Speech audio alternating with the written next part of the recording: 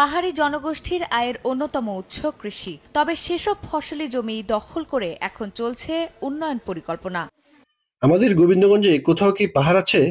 আপনাদের কারো জানা থাকলে জানাবেন। এরকম বিভ্রান্তকর তথ্য প্রচার করছে এরকম গুরুত্বপূর্ণ একটি মিডিয়া। আবার নিউজে বলা হচ্ছে পাহাড়ি জমি দখল করে নেওয়া হচ্ছে উন্নয়ন পরিকল্পনা। তারা জানে না এগুলো জমি বাগদা ফার্মের, এখানে কোনো পাহাড় নেই।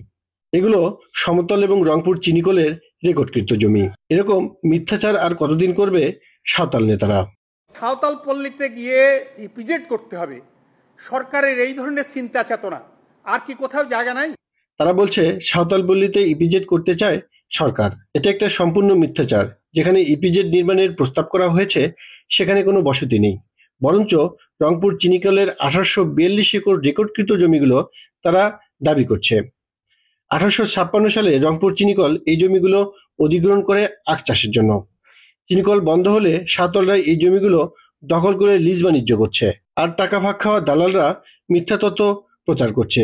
ইপিজেড ঘোষণার পর থেকে উত্তরবঙ্গের মানুষের একটি প্রাণের দাবি এটি। বিশেষ করে উত্তরবঙ্গ উন্নয়নে অনেক পিছিয়ে আছে।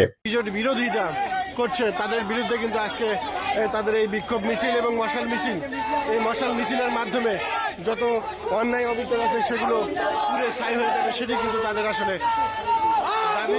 ইপিজেড হলে উন্নয়নের নতুন মাত্রা যুক্ত হবে। এই বিষয়টিকে ব্যক্তিগত ইস্যু তৈরি করে হাজারো মানুষের কর্মসংস্থানে বাধা সৃষ্টি করছে নামধারী কিছু সাঁওতাল নেতা।